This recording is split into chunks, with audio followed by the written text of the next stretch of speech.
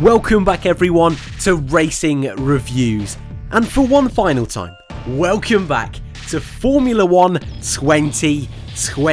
What a season this year has been, a crazy year for most of us all around the world, but I think it's safe to say the on-track action has been superb in 2020.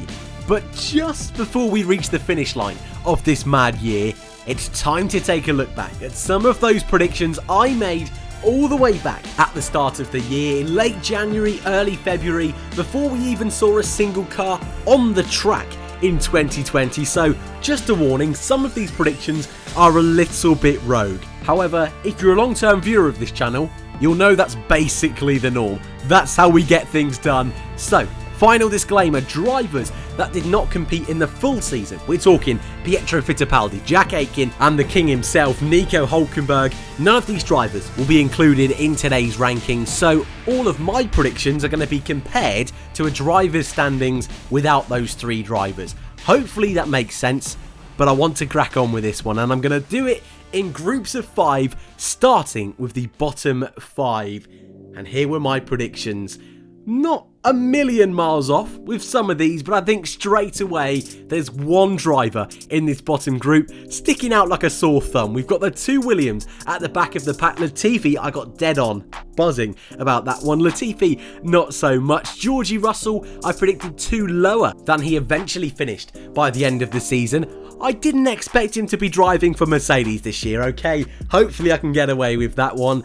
But I think I was right in predicting that Williams would have the slowest car this season. I don't think they had the slowest by the end of the year, however the car they raced at the start of the season wasn't particularly good. So I'll take that. Antonio Giovinazzi, I predicted 18th, he actually finished 17th, so I'm pretty happy with that one as well. That Alfa Romeo showed glimpses of what it was going to be able to do this year, but just not on a consistent enough basis. And actually, out of all the teams, Alfa Romeo was the best scoring out of all of them, so that kind of gives you a guide of how bad I have done over the course of this year.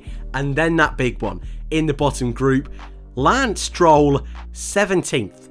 Of course, he finished 11th, and it's safe to say I didn't expect Racing Point to bring a Mercedes car to the 2020 season. This was recorded before the cars had even been launched, so yeah, I've easily messed up there, but I don't think many of us expected that to be happening this year. Perez, I've still got comfortably higher, do not worry, but Lance Stroll, after an okay season in 2019, I thought he might struggle a little bit more this year, but actually for the most part, I think he's been alright, has old Lance Stroll. And Danny Kvyat also, I got 2 lower than he actually finished. The AlphaTauri package certainly, by the end of the year, was one of the better ones in that midfield. Danny himself had an up and down year. I'm not a million miles off with his placement, but still, better than I expected, so well done Danny Kvyat. Moving on over then to our next group, and the drivers just missing out on that top 10. You can see which team I was thinking were gonna have a better car than they actually ended up having. Kevin Magnussen, I predicted 15th for the Danish driver. Kimi Räikkönen, I said with Gio, I did alright with Alfa Romeo, I feel. Kimi, I went 1 too high, I said 14th, he actually finished 15th. And Romain Grosjean, come on, I had to do it. I predicted 13th. He finished all the way down in 18th. He did end up beating his teammate Magnussen. But Haas, a team that in 2019, on their day, was mixing it up at the front of the midfield. Their car was all over the place that year, and it would go from weekends being fantastic to weekends being right at the back of the field with Williams. I felt this year they had a car that was much easier to understand. The drivers were saying that hopefully it was going to be more suited to their driving style and easier to adapt to circuits. It certainly was more consistent. It was just consistently not very good, to put it tamely, for the team. Both drivers I've got about the same distance from where they ended up finishing, and the inter-team battle, I did get right. Roman did finish in front of Kevin, 1 point between the two of them at the end of the season. But I wish them the best of luck in their futures. I would love both of them to still be in Formula 1. It's not going to be the case. The team have gone with a change.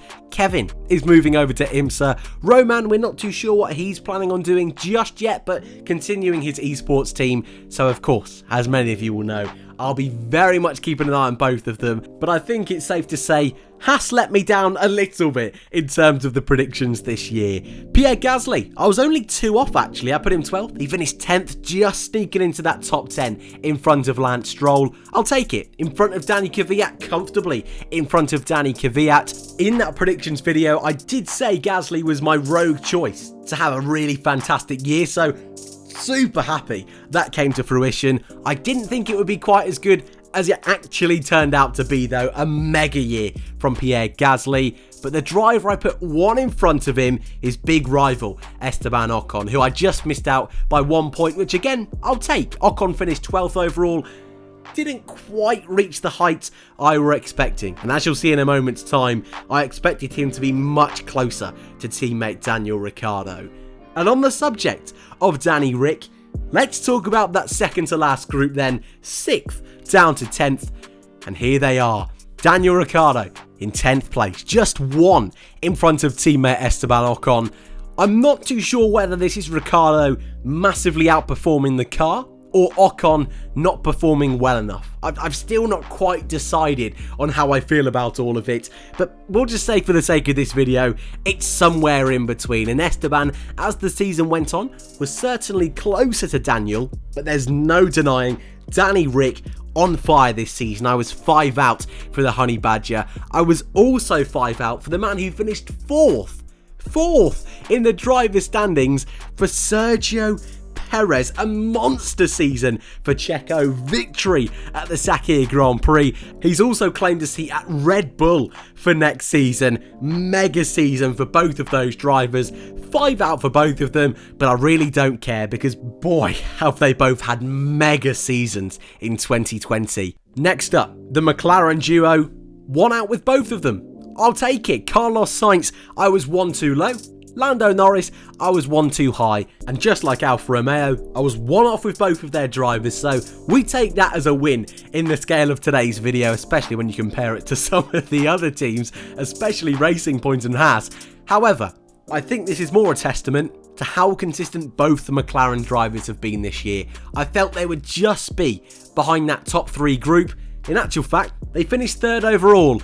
Alex Albon, though, was missing out on that fight at the front in my opinion, and though there are 2 names which I'm sure everyone in the Formula 1 world didn't expect to be so far down than they actually finished, Alex Albon, I still went a little bit too high, which I think highlights the kind of season he had. Really struggled to find that consistency in that Red Bull, and whilst his teammate was continuing to fight with the 2 Mercedes, Albon was struggling to produce any kind of stranglehold over that midfield. Will he be back next year? We're going to have to wait and see, but at the moment 2020 could be the last we see of Alex Albon. And finally, the top group, it's what you've all been waiting for. Who have I predicted to be world champion 2nd, 3rd, 4th and 5th? It might surprise you that in 5th place I went with Valtteri Bottas. Yeah, it's not my best predictions this year, guys. What can I say? My thinking at the start of the season, and I understand where I was coming from, is that it would be a 3-way fight for the title. I thought Mercedes would be in it, along with Red Bull, along with Ferrari. I thought Mercedes and Red Bull would go the route of having a number 1 driver and a number 2 driver, so I was kind of right in that sense. What I wasn't right with is Ferrari, and I thought Ferrari would be fighting all season long, not having that number 1 status within that team, so that would put those 2 in front of Bottas and Albon. Turns out Ferrari were a little bit of a mess this year. 9 too high for Sebastian Vettel, my worst prediction of the season. 5 out for Charles Leclerc, he finished 8th. Of course, Bottas finished 2nd overall, just over Max Verstappen though, so I feel my little bit of a rogue shout to put Verstappen in 2nd. That's okay, but of course, as pretty much everyone did in 2020, Lewis Hamilton did indeed claim his 7th world title.